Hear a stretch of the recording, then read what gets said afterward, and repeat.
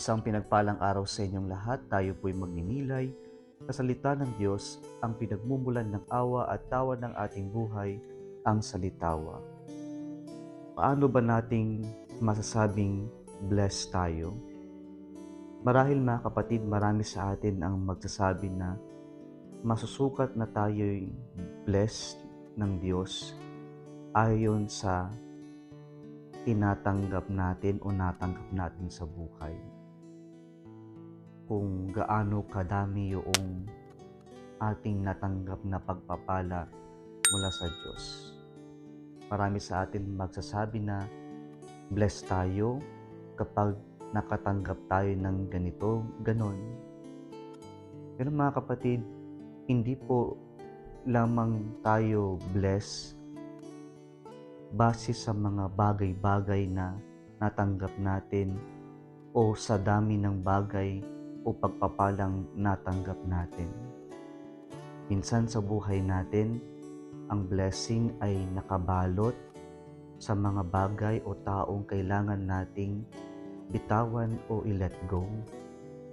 Ito sana yung blessing nung mayaman na lalaki sa ating ebanghelyo ngayon na lumapit kay Jesus na kung ano ba ang mabuting kailangan niyang gawin para siya ay makatanggap o ipagkalooban ng buhay na walang hanggan, ginagawa naman niya lahat ng mga bilin ng Diyos, ang utos ng Diyos.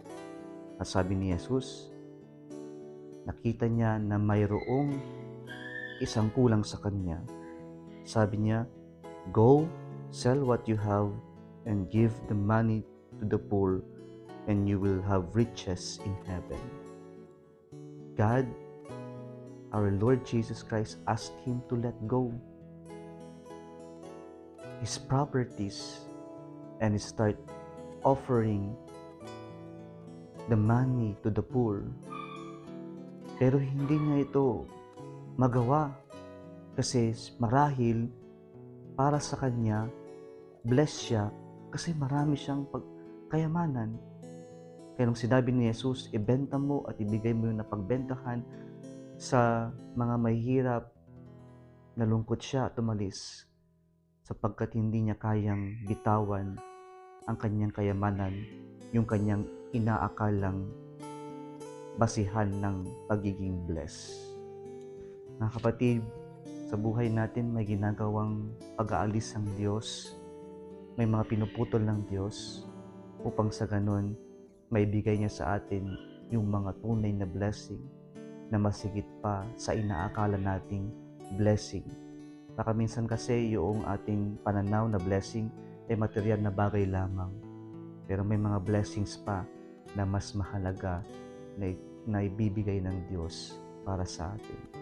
Huwag matakot na mag-let go and let God in sapagkat sa ating pagbibitaw mayroong dumarating na mas maganda. Muli isang pinagpalang araw sa inyo lahat.